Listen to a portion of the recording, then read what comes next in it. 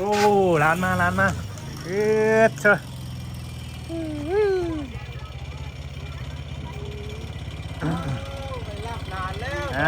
เชอะน้องนี่ยังก่อนนี่ชื่อได้ก่อนนี่ลืมชื่อเลยจะน้องลำไยไหทองคำเล่นๆได้เปลี่ยนชื่อแล้ววะ เปลี่ยนแล้ว ชื่อนี่นะชื่อกันนี่ ลำไยโมเมนบ่ซะชื่อ ลำไยน่ะเปลี่ยนแล้วเปลี่ยนช่องสื่อทางสื่อเลย ชื่อแท้บ่ มีชื่อแท้ชื่อปลอมเลยเนาะว่าที่กินรถมาเลย ชื่อแท้ชื่อเล่นนี่ สบายดีจ้ะ ครับสวัสดีครับ กินรถเจ้า เมารถ ไม่เลิกแก จะเมารถบ่ ไม่เคยเห็นขวดเลย เดี๋ยวสวัสดีครับผม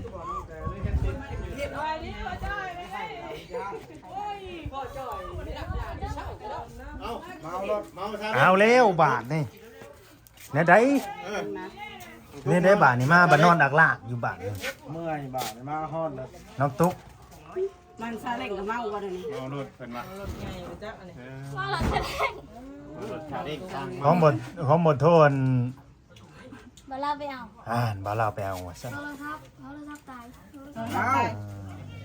น้องตุ๊กขึ้นน่ะเกี้ยงขึ้นบัดนี้ จะซื้อว่าไม่เห็นขวดอ่ะทงเท่าไหร่ โอ้ยในได้นี่คือหนังไปคนละมุมแค่เนาะ ทงเท่าไหร่ก็ น้องตุ๊กไปนั่งข้างๆด้วยเนาะไปนั่งใกล้ๆกันนะ 50,000 คือหักคือแพงกันแน่ ได้เก่งเฮ็ดพวกแล้วเอ้ยมุดมือนี่ อย่ามาเองเนี่ยนะใคร ดอกงามบ่ดี อย่ามาใครนี่นะ อะไร ทงใช้นี่นะ เท่าไรเนี่ย กูถูกแค่จะไปเก็บได้สิได้ เวลาเราสนใจสิขายบ่ ไปขายต่อบ่ จะไปซื้อที่ไหน กินได้กระโตเด้ลูกน้องกระตุกเบิ่งนะ ซื้อนี่ใส่ เอาให้น้องกระตุกกลับเบิ่งนะน้องกระตุก ปลาหมักห่วงก็พอมึงก็ได้เพิ่นเฮอร้านได้ เชียร์มาให้บ่ โอ้กูไม่อยู่ดินด้วยเงี้ยงบอกเสื่องนะ เฮ็ดเอาเองบ่ อยู่ดินด้วยเงี้ยง แม่จะบอก บ่คือว่า50,000 แม่จะบอก ว่าตัวเองหมดโอ้ยมีแต่มักตัวคนน่ะ ขายต่อดิขายต่อคนได้ คือมานแท้บ่จอยเจ้าน่ะ จอยก็แม่หมดมาเกิด ได้หลายได้ จั เมื่ บ อวานนี่ จับก็น้อยเดี๋ยวน้องกระแตจับก็น้อยสิเบิ่งนี่ ขายต่อเด้อจะไม่ ดีใจเลยได้มาจากหมอได้เนาะคนละเจคนละ กูดีใจได้พี่ตัว เมาจะเด้ง นี่ย้ายว่าจอยบอกมาสุกกันได้อีกตาย ไปอยู่กับนี้ ให้สิถามตอนนั้นก่อยคือเห็นเจ้าทายต้องมีเดือดมีหยังเป็นมีเดือดตอน มาเห็นหนาคนแรกก็ ฮะ ตุ๊กยาดำตุ๊ก ไม่เห็นมิสแมน เป็นไงแม่นพัวตีบ่ฮะ ลองของ แข่ง ลองของ น้องแข่งพัว ว่าแข่งเลยแหละ เออ เลือดเอากลัวมาลาย ค่อยว่าเอ้าเป็นยังคือว่ามีเดือดมีหยังว่าตีกันบ่ค่อยคิดนะ เอาเลยสร้างว่าแท้ ปีผ่าปาดแข่งเอา ถ้าว่าสิไปจอดอยู่จังมือจักใด หัวไปได้มานำ จำมั่มอยู่ หัวไปได้มานำ เอาให้เหยียดท้องแกละมึงนึง สามีนะฮู้ หูอยู่ ระวั ทาง ง เผา เป็นยิงบ่ผู้ชายแบบนี้นะเป็นคือเป็นเคยเห็น เย็บ นะ เย็บเย็บ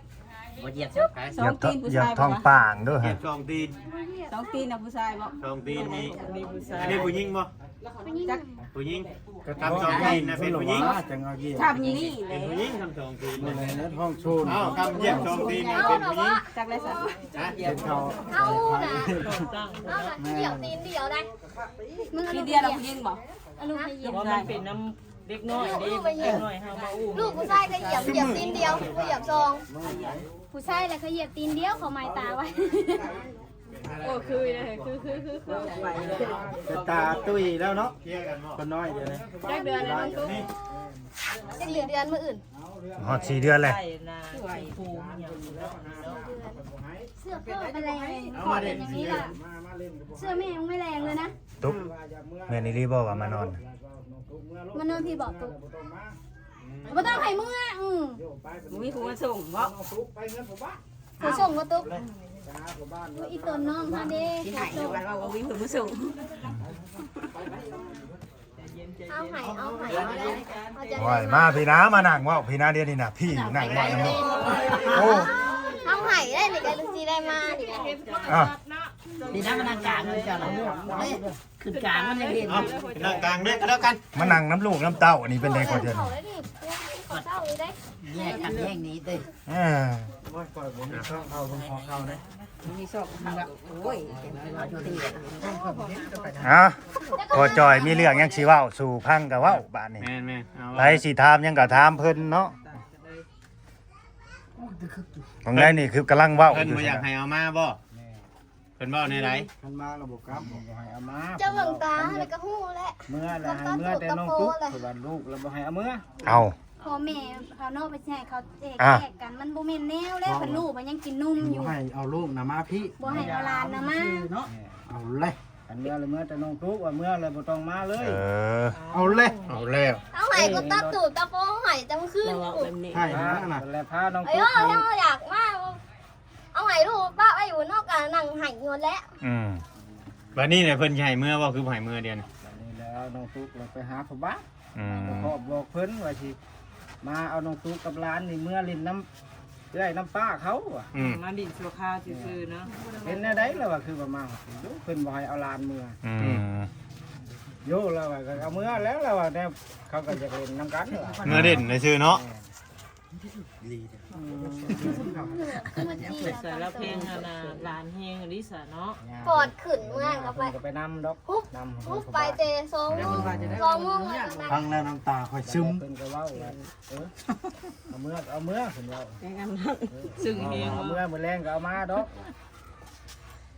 ย่าเพิ่น เป็น เว้า ไข่ อยู่ ด้วย ใน นะ บ้านนั่นเด้ เป็น เมื่อ ไข่ ก็เมื่อ แต่2 โมงกลางคืนพา มื้ กั อน หนึง พบ ช่วง ไป มื้อ ห ก็ มอ มาก็ได้ โอ้ เกือบบ่ทันใจเพิ่นได้ไปนั่น ลู ก็ กมาเอาลูกมาว่าให้เอาเมื่อช่วงมื้อแรงนี่ อ่าอ่า คัน เกือบบ่ทัน คันบ่เมื่อช่วงแล้วเกิดเรื่อง โอ้ แล้ว หาเมื่อส่งไว้ เดือดทีเดียว คู่ดองบ่ ทิ้ง โอ้ แล้วก็รถมันเข้ามาแล้วเราคือเดือดถ้าเจ้า ก็อยู่เบิดทั้งลูกเคยลูกหยังบ่มื้อนี้น่ะ เดือดคืนได้ เออ เจ้าบ่ได้เดือดตอบบ่โอ้ยเนาะบ่ทันพอแล้วซะ เรื่องฮีดเรื่องกล้องเนี่ย เดี๋ยวมันสักทีได้เว้าหยังเขาผิดกัน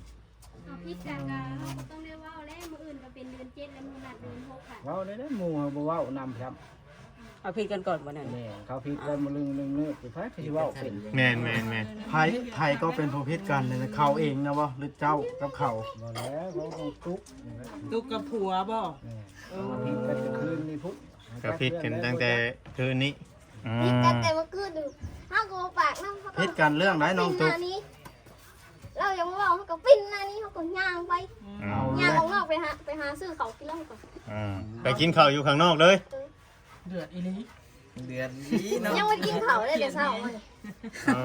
อแต่เช้ามานี่ยังบ่ได้กินข้าว ยัง ทีเด้อันไปหมดเราได้เฮ็ดปวกให้มาแจงชลูกกินแล้วบ่นะ อื อาหาร ม กินนี่เขาก็บ่กินเลย แล้วกัน เฮ็ดพวกยังกินบ่ได้น้องตุ๊กน่ะ แม่จะบอ แม่ ก น เขากินบ่ถ้วย กินบ่ได้เอาแล้ว เอาไปแล้วต่อจะมีแต่ว่ามาลิดมื้อนี้ เมียข่อยบ่กล้าเฝ้าให้กินนะ บ่เป็นหยังนะ ฟังพ่อจ้อยเว้านี่เขาให้กลับแต่ลูกกลับนี่ตุ๊กแล้วบ่ให้กลับบ่ตามที่เขาให้นะ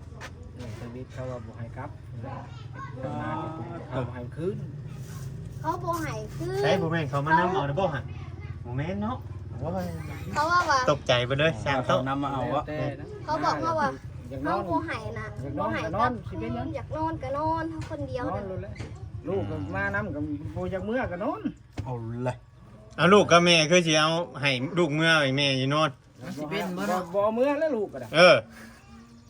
มันบ่ได้มีอันนี้ เรื่องก็มี ขอว่าพังเบิ่งเด้อมื้อแรงเจ้าบางทีพอมาตามเอามื้อแรงเนาะน้องตุ๊ก ตามมาก็บ่มาดอกหลับ เอาเลย เอ้า เอาแล้ว ลาบยังอันน่ะ เขาเบิ่งคลิปนี่มันบ่คักไหนนอนจะคืนจะได้แต่เมื่อเนาะ แล้วกันเต็มคืนอยู่ คือว่าแนั่นนั่น เอ้ยก็เลยเอาหนีกับแก้ว เดี๋ยวเฮ้ยมาแล้วกันเป็นไหนกันมึงก็เลยเอาเงินกูหนึ่งมึงก็เลยเอาเงินกูอยู่ ให้เว้าอย่างนั้น วางเลย โอ้ยแล้วพอจอยเมื่อยเด้แล้วก็เก็บอาหารลูกเนี่ยได้บาทนี่ เขา เอาลานมา เขาหายอยากมาแต่มึงเลยเนาะ เจ้าให้อยากมาเลยเออ เป็นไหนเห็นคลิปบ่จังให้จังมาเห็นคลิปว่าพ่อจ้อยสิไปห้ามเอานะบ่ โบ บ่ได้จักจังนะ แสดงว่า บ่โทรศัพท์ก็บ่ได้มีเด้ โทรศัพท์ตาย เนี่ยคือหายอยากมามือพอมาแท้ซะบ่คือหายอยากมามือพอมาแท้ ให้อยู่แบบว่าเราก็จะให้เรื่อยอยู่เพราะว่าตอนนั้นก็เห็นในอันแต่โทรศัพท์เราทันในเพจก็เห็นให้ได้เลย อืม แต่ว่ามันบ่มีไฟหูเด้ น้อยใจแล้วแบบนี้เนาะลูกเต้าบ่แน่เนาะโดนแบบนี้หัวเลยอึ้งเลยบอกยัง อึ้งเลย นี่เด็กทีมงานคอยอึ้งเลย อึ้งเลยค่อย เอ้าบาทนี้เราได้พูดเรื่องคร่าวๆแล้วเนาะจบไปแล้ว 10 นาทีก็ลงบ่อีก ไป 10 นา ไป ทีก็ลงบ่ อึ้งเลย อึ้งเลยค่อยกัน อึ้งเลยอย่ามาเด็ดแบบนี้ ลงไปแล้วยังบ่ฮู้เรื่องฮู้ราวอีกจังก็สิลงไปจังใดต้องเบิ่งให้มันจบคลิปก่อนสิถามน้องตุ๊กนี่ให้จอยก็นั่งอยู่นี่แหละ ผู้ลาวกัน ตาเขาก็ นะครับ เสือก เป็นอะไรกันแท้เอ้าให้เราได้สัมภาษณ์อย่างเป็นจริงจังเลย อย่างเป็นทางการดิ บ่น้องตุ๊กผิดกันตลอดบ่กับผัวน่ะผิดกันเรื่องหยังเงินได้เงินกับผัวเจ้าไปหาบ่แม่นบ่เจ้าก็เอาลูกอยู่เฮือนบ่แม่นติเงินจังใด เงินน่ะ เงินอีหยัง ปัญหาเอานะเงินมือว่านนี่แหละ200,000แหละเรา200,000เราเอาไปนะ50เอาไปซื้อน้ำเพิ่นอีกน้อยๆนี่ อืม 10เงินเดือน100,000เงินเดือน100,000มาให้เอาว่าเงินน่ะไปใช้เอาว่าเงินก็บ่ได้เขาซื้อกินน้ำเด็ก เขาก็ต้องมีคิดเขามีลูกมีเต้าเนาะซื้ออหยังซื้ออยู่ซื้อกินซื้อให้ลูกเพนเพิร์ดลูกมันก็แม่นราคาถือ แล้วว่าเงินหายนี่เงินบ่เห็นดำแสนน่ะบ่ที่ว่าไปซื้อแม่เพิ่นให้ลูกน่ะบ่ แม่ อ่า เพิ่นเอามาให้เขาก็ อ้าวปกติเดี๋ยวให้เก็บเงินน้องตุ๊ก เอา อืม เอาบัตรเงินไปเฮ็ดเวียกแต่ละมื้อได้เท่าไหร่ครับ เป็นเดือน เดือน อ๋อ เงินผัวกับเงินเมียบ่ได้อยู่ร่วมกันบ่ใช่ มันอยู่น้ำเฮา นั่งเบิ่งมองๆ อยู่แบบถือชื่อหักใช้บ่ได้ คนหลายเด้ ใส่ได้ก็ใส่โอหลาย เดือดทรายเดือด อ่า เรางานมีงบนะนี่นะมื้อนี้ใส่เท่านั้นมื้อนี้ใส่เท่านี้ แค่น้องตุ๊กจักว่าคือไปชื่ออย่างเนาะ แม่แม่ เดือดละ10บ่ อึ้ง น่าสงสารน้องตุ๊กแท้นี่เนาะอ้ายก็บ่ได้เข้าก็จะโดนบ่คิดว่าสิเกิดเรื่องปานนี้ได้น้องตุ๊กเว้ย เฮาอยู่น้ำเฮาอยู่กูมือน่ะสมองมันสิแตกอะเฮาเอาตามตัว เป็นอะไรคือบ่แชทหาพวกอ้ายๆนะซะ โทรศัพท์ตา แตกเรื่องหยังว่ามามึงดูหา อันนั้นก็อันนั้นก็เรื่องหนึงเออ เจ้าว่าแบบนี้เจ้าบ่ย่านเพิ่นให้บ่ว่าเจ้ากลับเมืองฮะ ว่าเรื่องจริงเนาะ เรื่องจริงอยู่มันหักเจ้ายังอยู่น้ำเพิ่นอยู่ได้น้องตุ๊กเอ้ย จักมื้อสิมื้อนี่ เออ มันโมเมนต์เอาแต่ว่าเรื่องจริงมันนั่นได้ เจ้า คน คัน คน ว่าบ่ได้อยู่นำนะคืออยู่ แม่นคนเชียร์แต่ เฮา ถึ ก็ ง เจ็ เจ้า บ ได้ สมองเฮาอยู่กูมือน่ะ คนอันนั่นได้ ไอ้น้องเขาอยู่กับทุกคนไล่ลงมา บ่ แม่นอยู่ตนถึงเจ้าอยู่พี่เนาะว่าเรา แม่น เฮ้ย น้องตุ๊กพังบ่ลาวสิบอกเด้อตัวใดที่บ่สมควรเว้าเจ้าก็บ่ต้องเว้าออกมาเด้อ โมเมนต์ว่ามาอยู่น้ำพอ เจ้ายังสิกลับไปหาปู่หาย่านะยังสิกลับไปอยู่น้ำเพิ่นอยู่ มาอยู่น้ำพอร่ามจมูกเลยสิมียังสิเว้าไปโดนบ่ได้ได้ให้คิดก่อนนะจังหวะ เขาก็บ่รู้หรอกเขาก็บ่รู้ครับ นะกลับบ่หึงเพราะว่า เอาแล้วแล้วได้สิได้แต่งกระร้องสบานนะ บ่ต้องมื้อดอกมื้อนี้นะเพราะว่าเฮายังบ่ได้เว้าปัดไปปัดผิดกันก่อนเจ้าก็ยังบ่ได้มื้อ ติดกันอันนี้เขาให้ทั้งนั้นให้บอกว่าเพิ่นแต่งแล้วเนาะ เฮ้ย พอผู้ใหญ่ทั้งนี้เขาก็คล้องว่าเดือน4เดือน6เขาก็คล้องได้ทางผิดอันนี้มันจนเดือน7เลยเขาก็ต้องคล้องบ่แม่นว่าเฮาบ่แต่งบ่ หมื่นไปไหมไอ้จอย มื้อเจ้าก็ต้องได้ ให้ลูกกับหลานอยู่พี่แหล้วหมื่นเจะไปไหมบาดนี้ ให้มันนอนพี่มึง เพิ่นสิว่าแนวใด มาบังของ ไอ้ใจใหญ่ แต่เขาคิดว่ายาวนะเรื่องนี้นะ บ่จบง่ายบ่ ยาวจักสิลงเอยแบบได้หล่น ยาวเติบว่า โนนสันสิบ่ซื้อหยังก่อนน้องสัน เรื่องฮีดเรื่องคลอง น้องสุขสันต์ สุขสันต์ สุขสันต์นะ สุขสันต์ ชื่อเด็ก ฮีดของน้อง ซื้อจริงได้ซะ ลำไย ลำไยได้ว่าซื้อหยังก่อน กันว่าเดือน บาดมือนะว่าเปลี่ยนแล้วเอาแล้วลำใหญ่แล้ว ซื้อนึกว่าซื้อต๊อกแต๊กคือน้องว่า มื้ออื่นเป็นมื้อใช้ว่าตับแตก อ่า เจ็ด เจ็ดออกมา เบิร์ว่าวันเดือน โธ่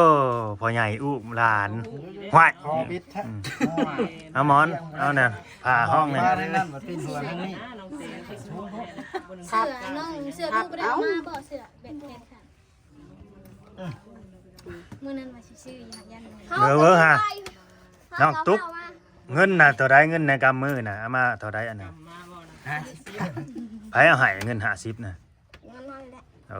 แต่ว่าผัวเอาให้เด้อเงินไปซื้อกินกับลูก เงิ เด้ น อ เจ้าเอามาแต่ใช้เงิน อย่าพันเกิน บ่ อย่าฝันอีก เจ้าเอามาใช้เงินน่ะ อ่ะ เจ้าเอามาแต่ใช้เงิน มึงนะแม่เลย เงินเฮาอยู่กระปุกหมู อืมเงินก็แต่ครับตะกี้เพิ่นบอก เงินกับเบิดเท่านี้แหล้วกระปุกหมูเขาทับเอา ทับเอาเงินนำกระปุกหมูมาเลย เบิดเนื้อมันโตไม่เท่านี้บ่ ถ้าเดียวก็เบิดแล้วกาแฟ ก็แม่นนั่นแหละ คือเบะขี้ดื้อ อย่าขวมไปเห็นไหมขวมเมื่อวานนี้ถึงหายถึงห้อง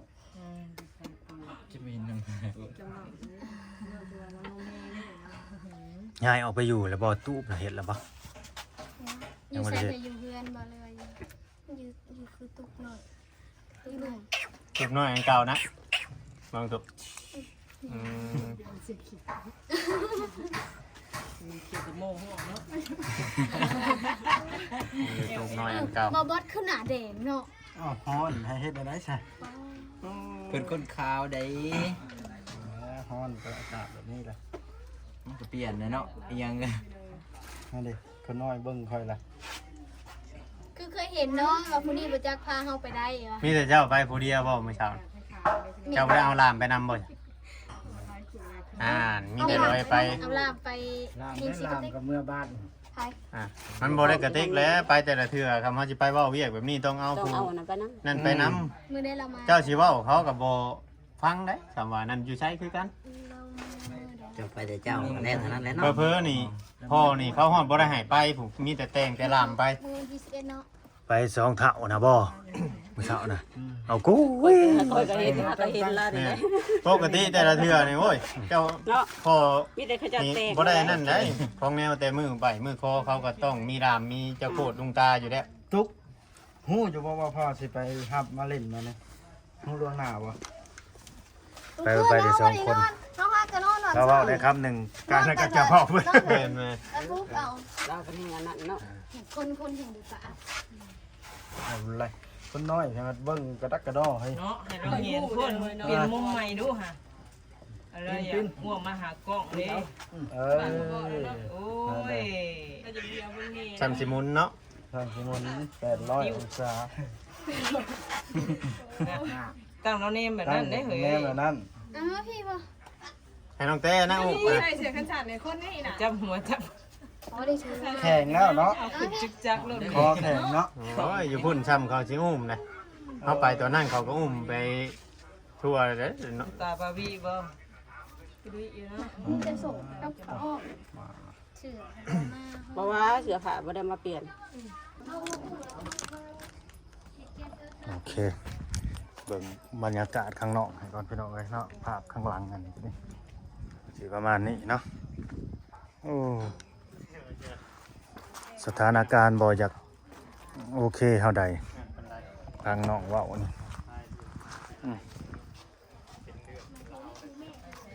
กระทาเบิ่งน้ำกันเด้อพี่น้องเด้อเนาะว่ามันสิเป็นจังไดเฮาก็เชื่อว่า FC เนาะหลายคู่หลายคนผู้รักผู้ใหญ่เพิ่นก็สิเดาออกและคาดเดาสถานการณ์ออกแล้วว่าสิเป็นในใดเนาะทางนั้นเป็นจังไดจังไดก็ทางนั้นเพิ่นก็เนื้อกว่าอยู่แล้วเกมเพิ่นเนื้อกว่าทางนี้อยู่แล้วก็สุดแล้วแต่เนาะถ้าเจ้าสิเป็นจังไดมันก็ได้แต่เป็นกำลังใจให้บ่าวลาวก็ดีเป็นกำลังใจให้ทั้งสองฝั่งสองฝ่ายนั่นแหละเนาะให้ตึกให้ต้องให้ปองดองกันคือเก่าพี่น้องเอ้ยเนาะสิเป็นจังไดก็สุดแล้วแต่สุเพิ่นสิคุยกันสิเคลียร์กันมันบ่แม่นเรื่องของเฮาบ่แม่นหน้าที่ของเฮาอันนั้นก็ดีเนาะเฮาก็สิไปทำเกินขอบเขตทำเกินหน้าที่ไม่ได้เนาะเป็นสื่อก็อยู่ส่วนสื่ออยู่เป็นสื่อก็ต้องอยู่ระหว่างกลางพี่น้องเอ้ยเนาะบ่ไปเว้าเข้าข้างพุ่นเข้าข้างพี่เนาะมีแต่ให้กำลังใจทั้งสองฝั่งทั้งฝ่ายเพราะว่าต่างคนก็ มีแต่ผู้ใหญ่เนาะฮู้จักเบิดแล้วเนาะในใดถูกในใดผิดนะตามนั่นแหละพี่น้องเอ้ยเนาะบ่ไปเว้ายุแยงตะแคงหรือว่าให้ผู้ใดอีกเนาะน่าจะเป็นกำลังใจให้เด้อน้องตุ๊กน้องแต่น้องโอเนาะพอจ่อยนำพี่น้องเอ้ยตามมาแหละขอบคุณที่เข้ามาเบิ่งมาชมเด้อฝากกดไลค์กดแชร์กดติดตามอยู่ดีมีแฮงแบ่งปันกันพี่น้องเอ้ยเนาะสำบายดี